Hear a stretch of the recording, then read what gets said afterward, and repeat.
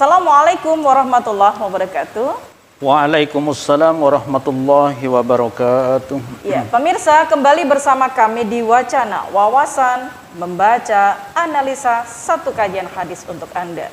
Di kesempatan edisi hari ini, hari Senin, tepatnya pukul 17.00, Anda semuanya bisa simak di channel Mushola Rahmat. Dan saat ini kami sudah terhubung dan sudah berada juga dengan satu narasumber kita, yaitu Ustadz Zun Adan MHI. Assalamualaikum Ustadz.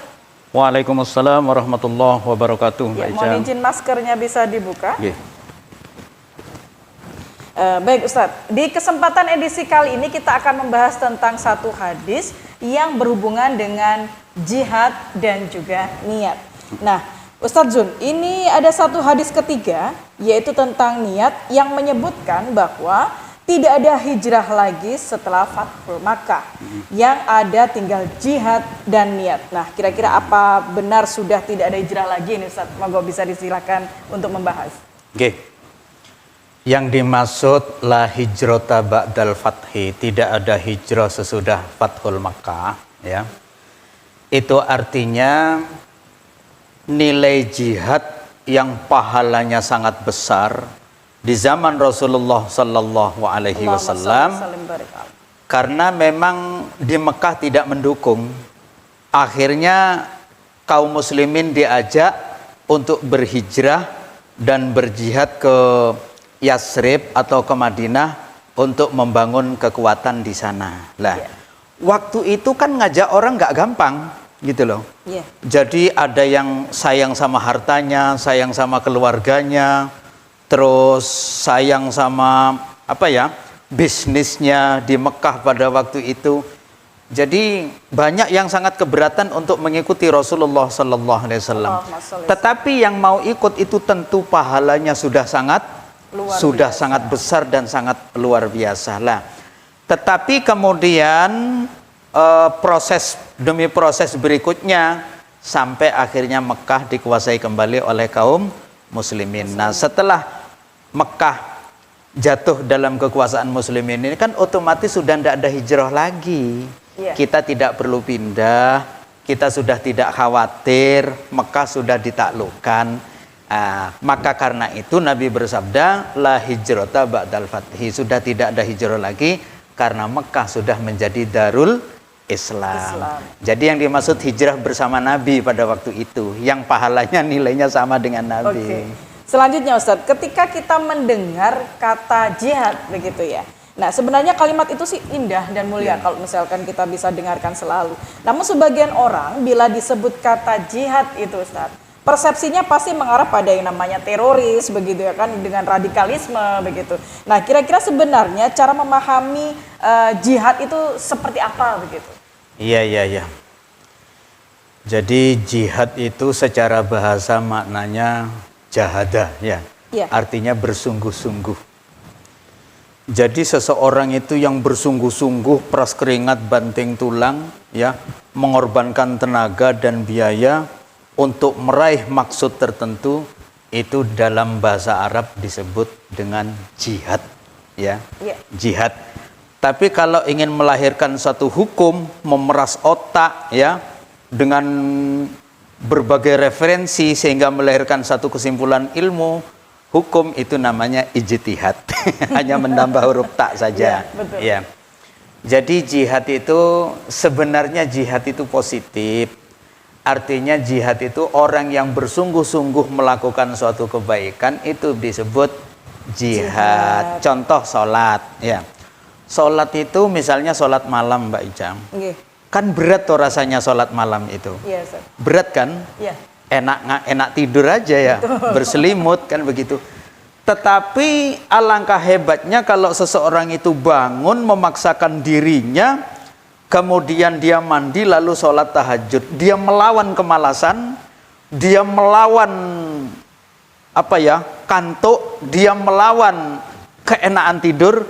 Itu namanya juga termasuk jihad gitu loh. Demi cintanya sama Allah. Demi cintanya sama Allah Subhanahu wa Ta'ala.